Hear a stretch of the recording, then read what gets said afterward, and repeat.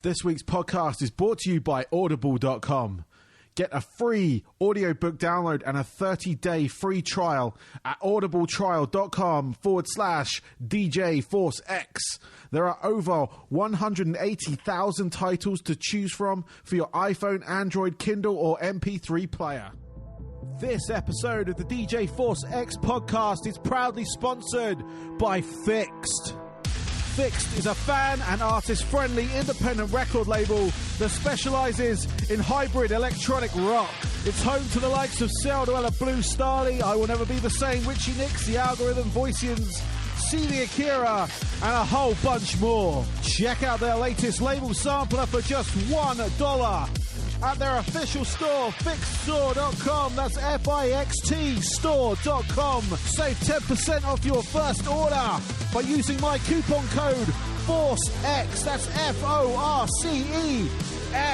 They have loads of shirts, hoodies, stickers, posters, and many other accessories for all their artists, and this is available worldwide with fantastic international shipping rates to go with that. So head over to fixedstore.com and check them out. And don't forget, use my coupon code FORCEX.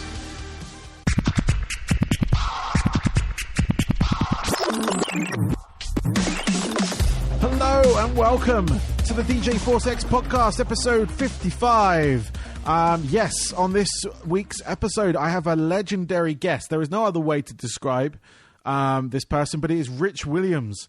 Now, he is the guitarist from the band Kansas. And Kansas, after 15 years, have just released a new album called The Prelude Implicit, which is out now on CD, vinyl, and digital. So across all the good formats, available in all good stockists.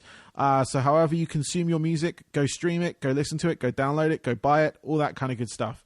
But yeah, I was very fortunate to have this one come through. I couldn't believe it when they said yes. But yeah, it was a great little interview. I'm a bit nervous to start with. You might pick that up in my voice. I'm not going to lie. It was kind of nerve-wracking talking to someone with such a legacy in music. But yeah, enjoy it on that front. I enjoyed it. I hope you guys enjoy it as well. And yeah, check out my radio show on Tuesday nights, Crossing the Streams on Total Rock. It is on at 11 p.m. UK time, 6 p.m. East Coast, and it's also on themix.fm on Saturdays at midnight East Coast time. And also the companion to this show, DJ Force X in Conversation, which goes out on Total Rock as well every Sunday at 6 p.m. UK time, 1 p.m. East Coast. And that is where I chat to these musicians and I'm able to play their music. I am still working on getting music played on this show. Unfortunately, it's going to cost some money. So hopefully from the sponsors I'm getting, some kind of income will come in and it'll be able to facilitate all that so I can have a little bit of music from these bands on the show and they'll get credit and get paid for it as well because I'll have the proper licensing. But yes, anyway, I'm boring you with all these little tidbits and whatbots of podcasting and everything else you got to kind of look out for when you set these things up. Anyway, I'm going to get on with this interview because I know that's why you've downloaded this episode and I'm just babbling and I'm going to keep babbling until I say this is Rich Williams from Kansas. Enjoy.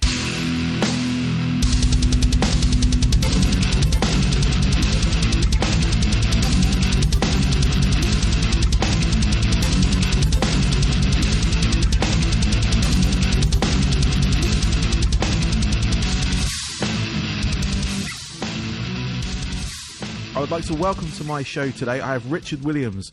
He is the guitarist from the band Kansas. Welcome, Richard. Thank you. Nice to be here. No worries. Thank you for joining me. Just first up, I'm a huge fan of your music. This is awesome for me. And my wife also grew up listening to you guys. So, yeah, this is fantastic. So, thank you. Well, that was very cool. So, yeah, we're here today to talk about your new album, The Prelude Implicit, which is out now. Can you tell me a little bit about the album, how it came to be and things like that? Well, it came to be, it's been 16 years since the last Kansas album. A lot of reasons why. There was a point, why do a record? Who's going to care? It became kind of a a general mood, I think, among the band. And with Kerry and Steve being the main songwriters, the last album we did in 2000, Kerry wrote, but he wasn't really in the band, but we did it at his house because he had some leftover material. Steve wasn't there. He just mailed his parts in because he was working on a solo project. Since then, Kerry has had, the door has been open, but he has no interest in submitting any material.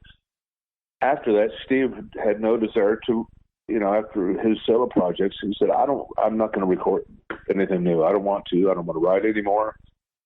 So we had 16 years of frustration. Yeah. But Steve was a teammate. You can't hold a gun to somebody's head and say write and record. Yeah. So we toured, and we did that and played Kansas songs, but we weren't creative anymore. When Steve retired 2 years ago, that changed that dynamic. Suddenly we have a bunch of guys that can't wait to do everything. No more restrictions, no limits on anything. And so, of course, now you got 7 creative guys that are dying to express themselves. And so off we go. Let's get together. Let's start working on material. Let's write material. Let's record it. Let's put it out. Let's go out and play it. Nice. And so it's very... we've been kind of treading water for a while, and while it hasn't been bad, it hasn't been creative. Yeah. In that time, we did do work with symphonies and things like that to try to be creative. If we don't need any new materials, we at least try to do something different with the existing materials. So we did a lot of symphony work, and that was very enjoyable. But still, the creative itch was not being scratched. Yeah. But again, with the new team now, there are no limits. There's no is not the answer. Yes is the answer to everything. Nice. We're already planning on the next album in 2018. So. Oh, cool! I look forward to hearing that. I don't know I have no idea what we're capable of at this point. I don't think any of us do. All we know is there's definitely more to come. Excellent. That's really good to hear because I really enjoyed this album. Couple of tracks I like Rhythm in Spirit, Camouflage, and The Unsung Heroes.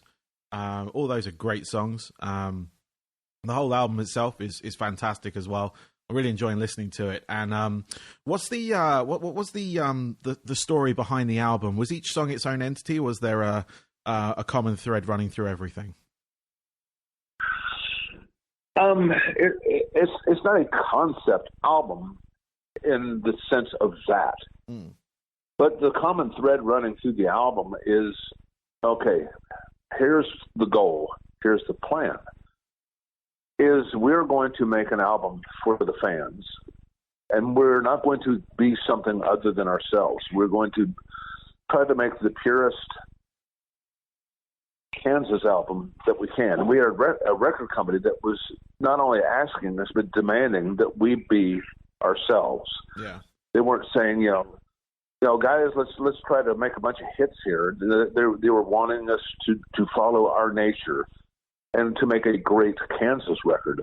So that was our goal. And musically, lyrically, all these things were very important to us to look at to be very honoring our legacy and what has come before us and being true to that and staying on that course. With the album artwork, with everything, to commission an artist instead of getting some graphic designer to throw some shit together. Yeah. On a computer, we wanted to everything to be very organic in the process of creating a piece of art. And so that was the goal, was to be as quintessentially Kansas as we possibly could be. Cool. So that was the concept. Nice. Was to be ourselves. Yeah. No, it is very, like I said, it's a very Kansas album. Going through your back catalogue and everything, it is very got that kind of progressive edge, that folk edge as well. And it's you've done what they've asked you to do in that respect. It's a Kansas album. So so on that front, on the industry front, because it's quite refreshing to hear that from a label just saying to an artist, like be yourself. Whereas I know a lot of artists are kind of, or the label is always like trying to find that hit, that one thing they can sell over and over and over again. Yeah, well, that was, I mean, that's the great thing about Inside Out. They're the perfect label for us. Never in our career has there ever been a label that wanted us to be ourselves. Yeah. They were always, supportive, but, I mean, working with Kirshner's going, guys, you're making some interesting stuff here, but we're not hearing anything that will fit on that radio yet. And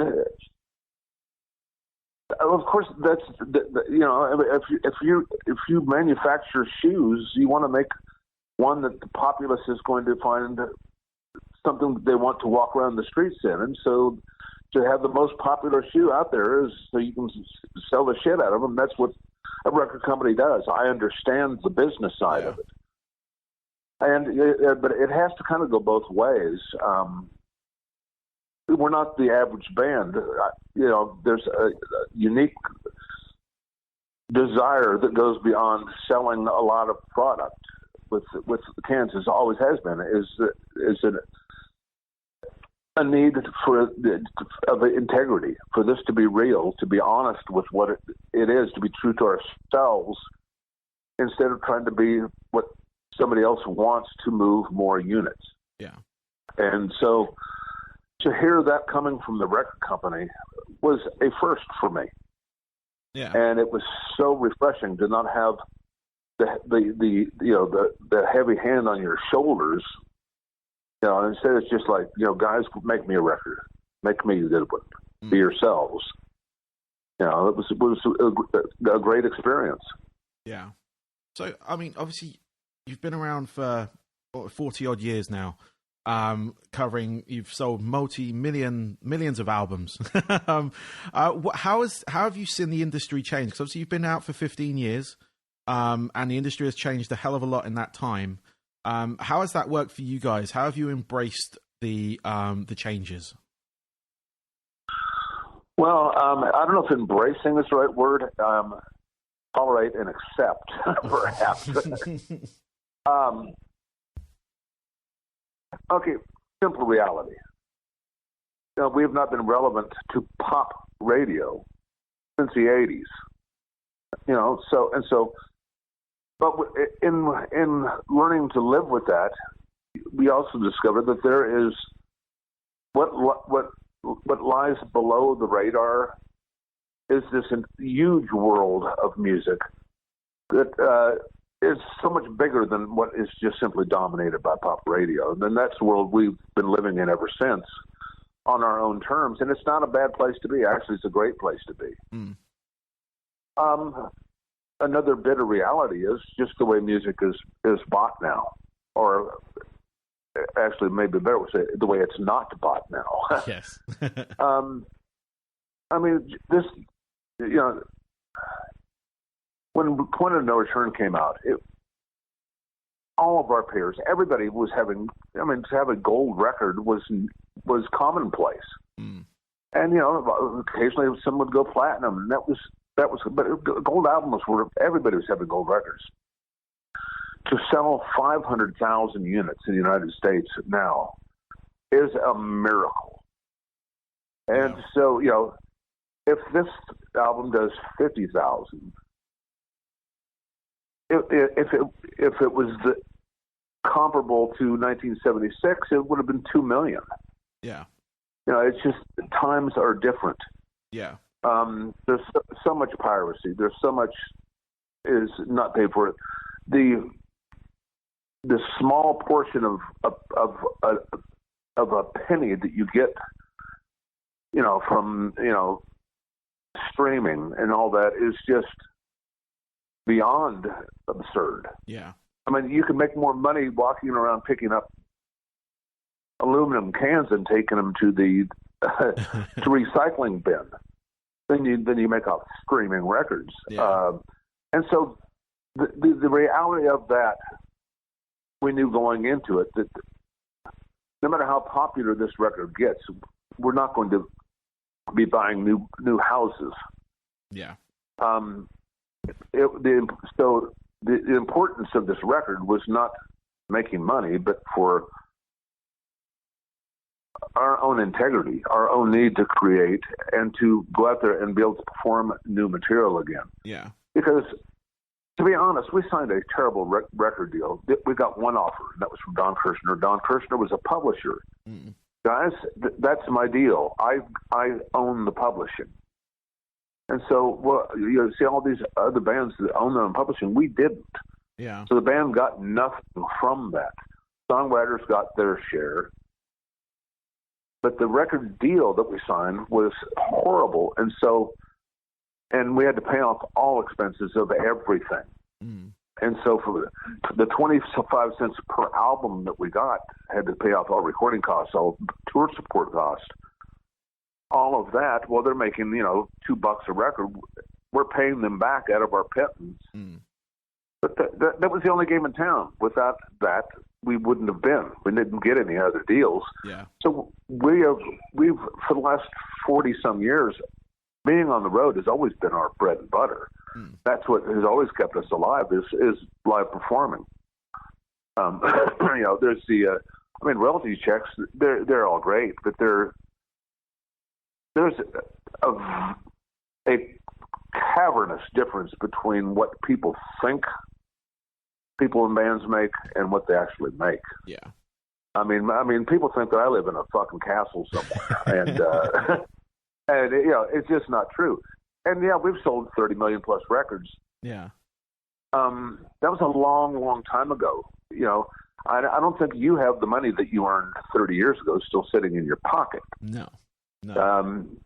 Meanwhile, 2 divorces later. Yes. Being screwed by business managers. The tax man bleeding me dry. And so, then add lawyers on top of that. I'm a guitar player. Yeah. I'm not a financial wizard. So really, what I do is we go back out and we keep playing and we keep making money that way. Yeah. That's how I know how to make a living. Excellent. And the rest of it is just all. The business is what it is. Yeah. It is a wonderful place to be, yet it is the most dishonest, disgusting, vile, venomous, blood-sucking business you can imagine you could ever be in. Yeah. No, definitely. I'm just glad I enjoy performing. Yes. Yeah. No, I've been in bands before, and I've had ups and downs within the industry itself, so I kind of have a taste of what it can be like on that respect. So, but speaking of, well, I'm sure that. Go ahead, continue. No, go on. You were saying. Oh, I was just saying. So you know what it's like to put money in other people's pockets. Yeah, I'm still paying it off, so yeah, I know very well. There you go. Yeah, it can be incredibly expensive if you don't know where the money should go. So yeah. Speaking of live shows, though, you do have a couple of dates coming up. The Leftover Tour, even, where you perform the album Leftover Tour in its entirety, and you're also throwing in new songs from your new album and a couple of deeper cuts as well. So, can you tell me a bit about that show? Yeah, it's we've never done a show like this before. We've never done an album in its entirety. That's another thing that yes is the answer to everything now. You want to do this? Sure, let's do it, guys. But that's a great springboard for us to actually present new material. So we're playing 6 of the 10 songs off the new album. And then we're playing a lot of other stuff, too. So it's 2.5 hours of Kansas nonstop. There's no intermission this week. It's an evening with, and it's a lot of fun. Nice. No, it sounds really cool. Are you planning any more dates of that, or is the 3 you've got on your site right now, are they the final 3 for that run? Well, I think there's about 30 dates or so booked, and we're working on booking it. There's things in the works for next year that just aren't on our website yet, but we're planning on taking this up all up the west of the Mississippi, all up and down, the West Coast, and hopefully across Canada. Nice. And we really want to come to Europe this next year. That's in the plans. So that's all yet to be. Right now, that's being worked on. Yeah. The logistics of all that, and that is the plan, but nothing is definite at the moment. Cool. Well, but yeah, we will continue this Leftover tour into next year as long as we can. Nice. I've got a couple of questions left. Cool. What are your 3 top albums? So, away from Kansas, what are your 3 top albums? My 3 favorite albums, off the top of my head. Oh boy, Close to the Edge by Yes. Cool. Sgt. Pepper's by the Beatles. Nice. Number 3, I would have to go. I'm not sure which one I would pick of a Gentle Giant album. Okay, cool. And what are your hobbies away from music? So, during that time off you had, did you develop any hobbies away from playing guitar? I used to. I was a fisherman. I used to love to fish. I fished all the time. But I had retired. I thought. I bought a nice boat, and I used to go to Lake Okeechobee, actually, close to you. Yeah. Every winter. Oh, nice. And I spent 1990. I spent 3 months there,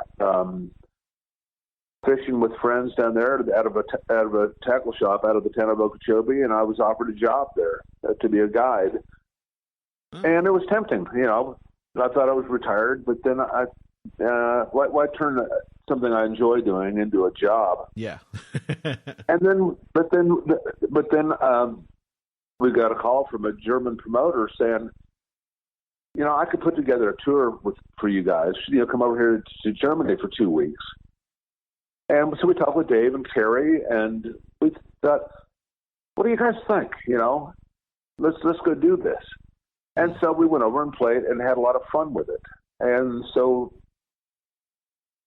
what if we do this like every year? We go out and do about 20 dates together, just for old time's sake. Mm. Well, that sounds fun. Well, when it went so well that we thought, let's put together, a friend of ours ran a place here in Atlanta. Let's see if they're available, and we'll do just a show there, before we hang it up.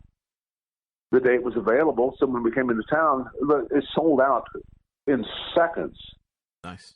And so it's like, well, what if we, play a little bit longer? All of a sudden, then another 2 weeks, then another 2 weeks, and finally Carrie and Dave said, we didn't sign on for this. And but we realized, see, what had happened was that our previous management, record company, everybody, agencies said, guys, nobody cares. Find something else to do. And what it appeared had happened was they had all grossly underestimated our fan base. Mm. And from that tour, I haven't stopped since.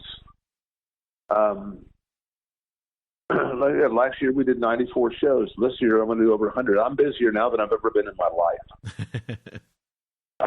And so fishing is going to have to wait. Yeah. The fish will still be there. Because, I got home night before last after being gone for over 2 weeks. I had eye doctor appointments all morning. Early this morning, before all the interviews today, I've got more kitchen the business to take care of, and then I've got a day here. Then I leave for Dallas.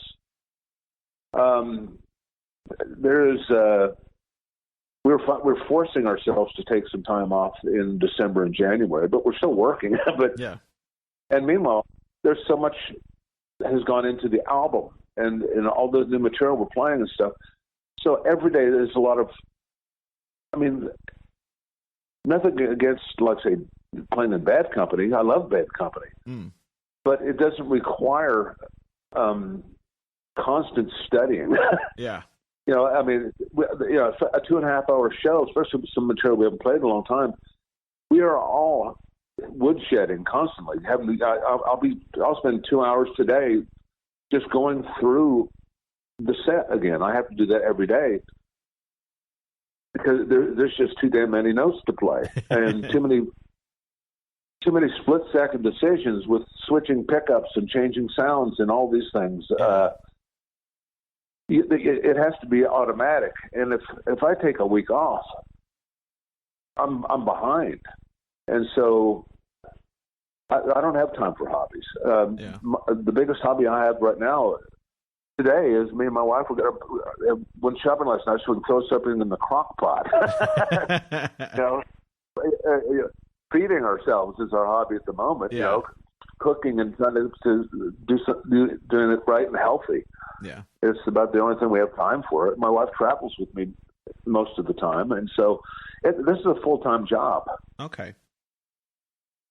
Well, thank you, Richard, for your time today. I really appreciate it. I love the album, the Prelude Implicit, which is out now for everyone listening. But yeah, it's got some great guitar work in there from yourself, which is fantastic. Some lovely strings in there as well, and it's very kind of strong and powerful storytelling in the vocals as well. So it's a fantastic album. So thank you again, Richard. Thank you so much for your time. I hope to see you there. Yes, I will be there in December. Thank you. You have a good rest of your day. You bet. Okay. Thank you. Bye-bye. All right. Come on.